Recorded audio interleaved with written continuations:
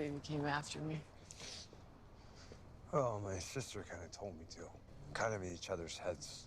You know, it's been like that since we were kids. It's a twin thing. You know, once I broke my foot, and Nell called me a few minutes later, and she was just watching TV, and her ankle just went nuts. It hurt like hell. She had no idea why. She iced it for an hour. Bullshit. No, it's a true story. For a moment, he kind of reminded me of her. Yeah, I can see why. So yeah, of course I came. It's what she would have done for me.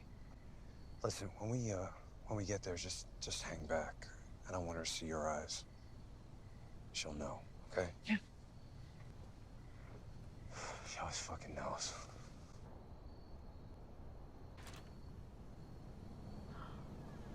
Luke. Hey, Lee. How you doing? He didn't tell you. Tell me what. No, Steve is not coming back soon. Maybe ever. He doesn't live here anymore. What?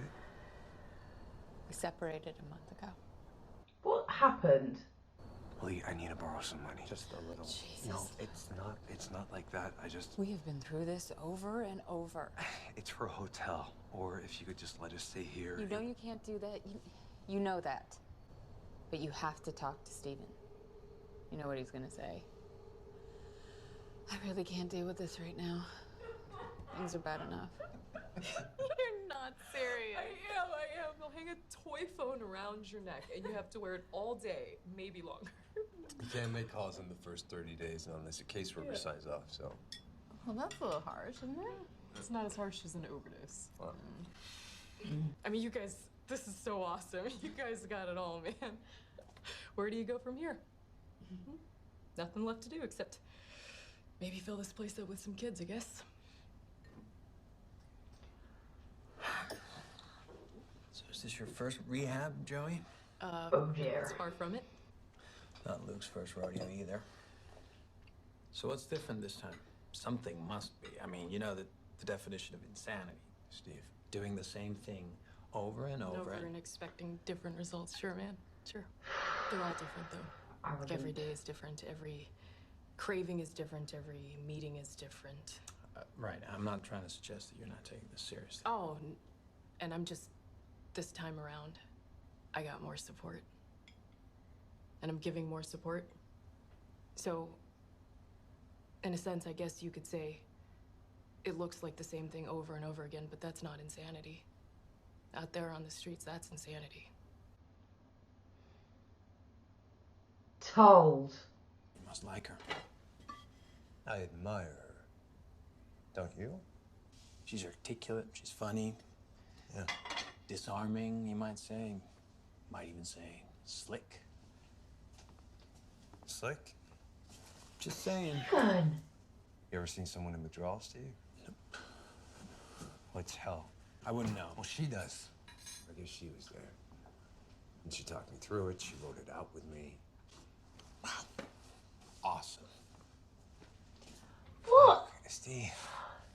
Just because someone's a good person, just because you care about them, doesn't mean they won't burn you. You're a good person, Luke, and I love you. And, you know. Thanks, Steve.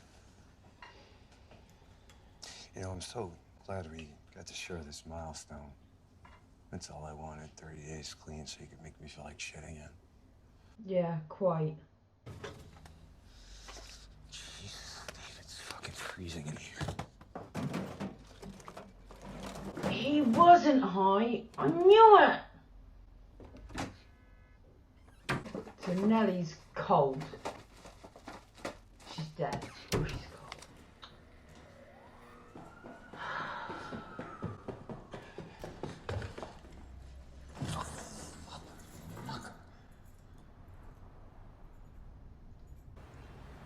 So now Stephen is seeing now upstairs right now. Hey! Oh God, I saw him walking in. I thought we were fucked. It's all good. Amazing. Amazing. You got a fever? Yeah, maybe. My arms and legs, you know? Muscle aches. No, I'm fine. Hey, thank you. She gonna kiss him? Where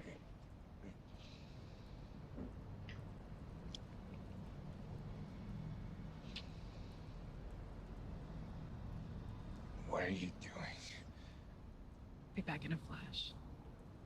She's not coming back. And she just nicked the $200. Come on, let's keep going.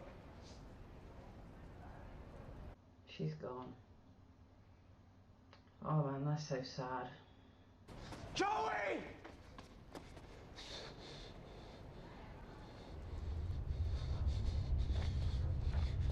What is with the fucking top hat guy?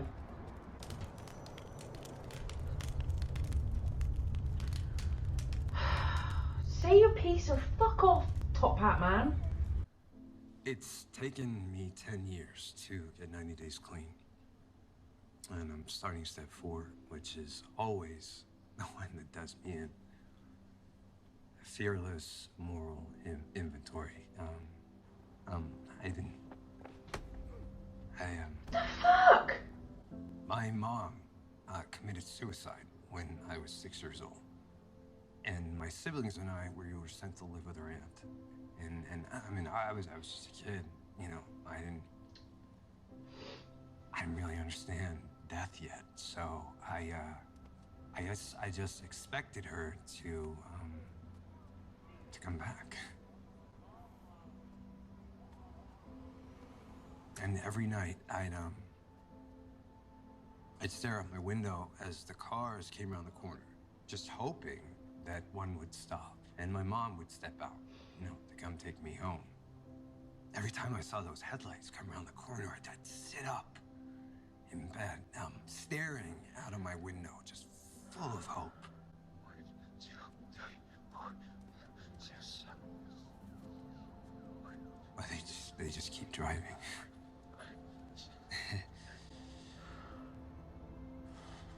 Those taillights, they were the worst. Red eyes in the dark, just taking hope with them.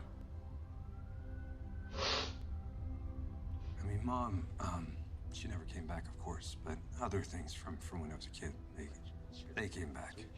And I guess that's why I started using it in the first place, you know? To keep those things away. But I'd always feel them, you know, just sneaking back up on me. So I'd use. You know, my family, they're not gonna believe this. They never really believe me. And I don't blame them. You know, I fucked them over so many times. Lied, stole. I mean, come on, you all know what I mean. And I guess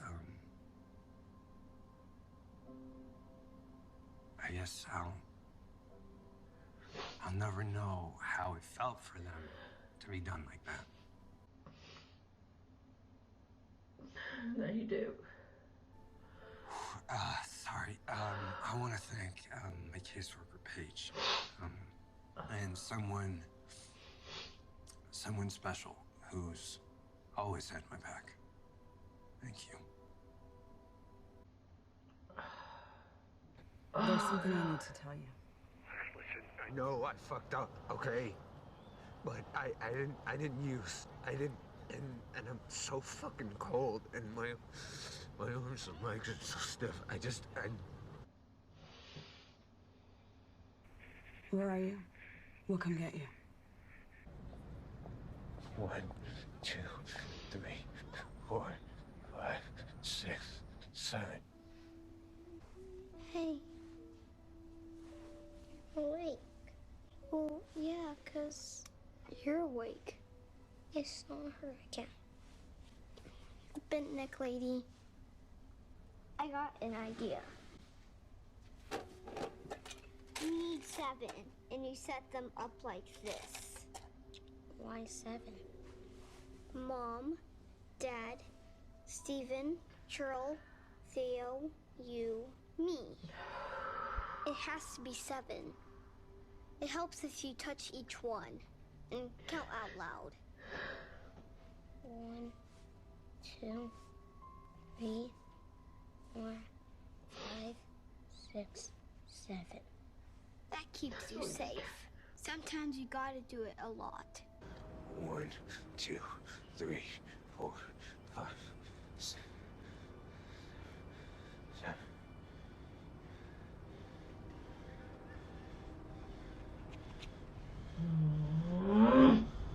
One, 2, 3, 4, 5, 6, 7.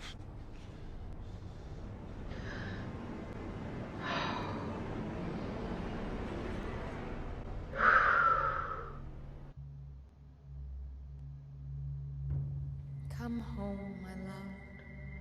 No. No, no, no, no.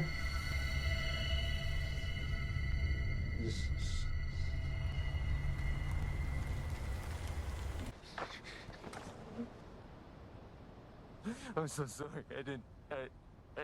I couldn't help her. I couldn't help her.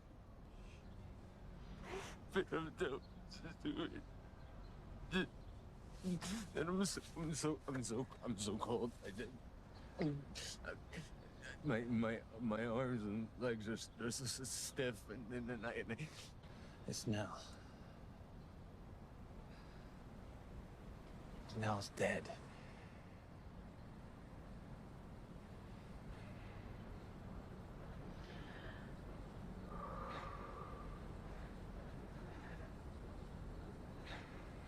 Hell.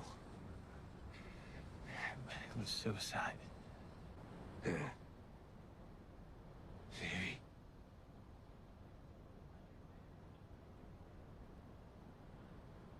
It wasn't.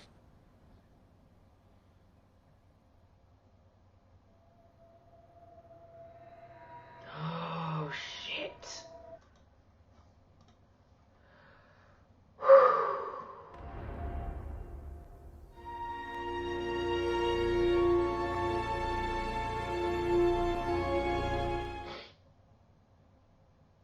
Oh, that was an episode and a half.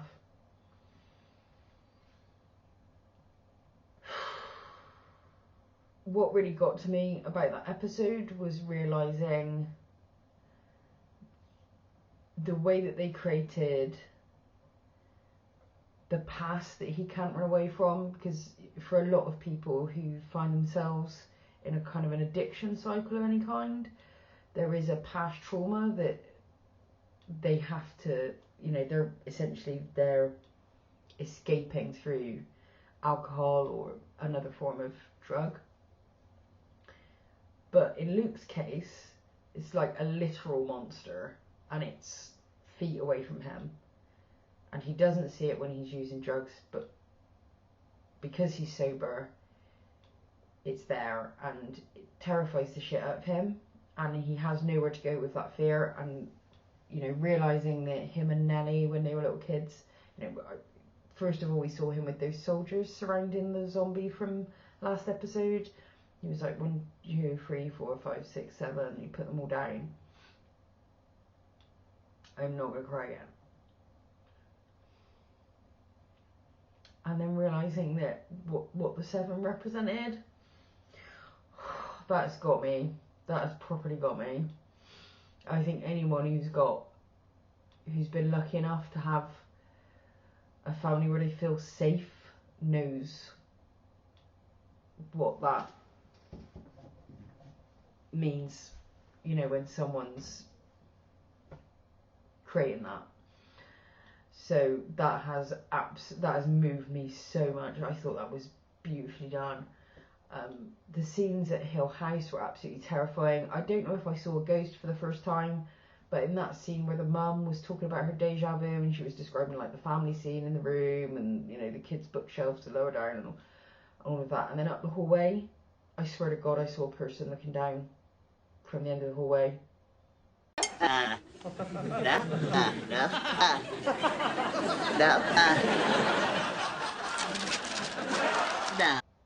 But no, me, I've not seen a ghost, I've just made one up. So yeah, everything that happened at Hill House was absolutely terrifying. We had the, when they were doing the buttons down that internal communication thing. And what was it said? Did it say Clara? Clara. I don't know what it said. When I do the edit, I'll re-listen to it and find out. But that was really scary. But I'm pretty sure I'm going to go and watch another one right away, because this feels like I need to watch the way that left off at the end. I think I love this show. And that whole scene where he came out of the bedroom and the floaty man was in the hallway, that was so beyond terrifying. I didn't even take in the floaty man when I first saw him. Like, I saw the blob in the sort of left side of the hallway, and my brain literally shut down and was just like, nope. So it literally took me a couple of moments until it started moving, where I was like, that is not, no. It's another thing I'm loving about this show is, like, that was such a different kind of thing.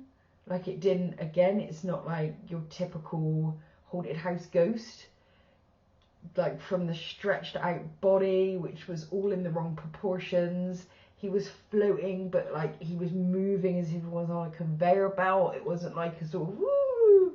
It was just like, and it was almost like he was moving himself forward with the stick. You can't see him doing that with the stick. And then when Luke let out that breath, because I guess he was just searching for his hat. And he was about to leave, he was almost at the door, and Luke let a breath out. And then he was there.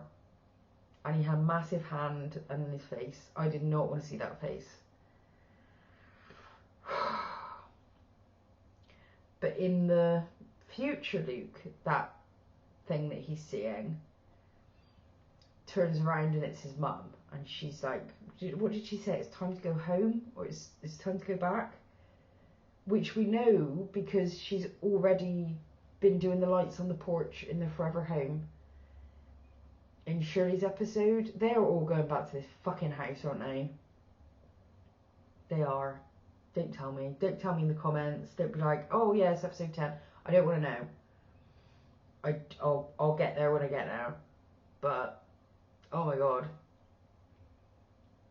What an episode of television. What an episode.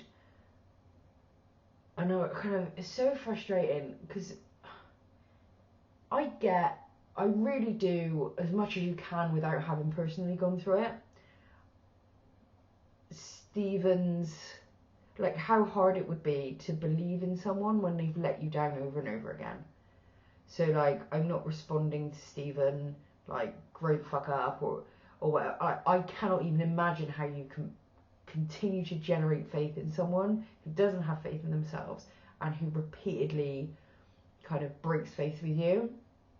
And I guess it's the flip side, because on the one hand you want to say, God's sake, he's, look, he's 30 days sober, he's here having a meal with you, it's a lovely time, can you not just enjoy the lovely time and have it? But what I'm partly guessing is that because Luke is so fragile and broken and off it so much of the time, there probably isn't a moment where you can have that kind of, no shit conversation where you're like, look, you've really done me over several times now and I need you to stop. So I get that what's happened is kind of, I guess in Stephen's world, he's seen Luke almost strong enough to be able to take that conversation. So that's like a generous interpretation of how Stephen behaved at the dinner. And also, he's afraid. He can see that this friend of Luke's is powerful, actually. And she's an addict. And so she's as unreliable as Luke can be, which means that Luke could be hurt by her in the way that he's been hurt by Luke. So I think that's what was going on, but he articulated it so poorly, and we've all been there, that it just came out as judgment.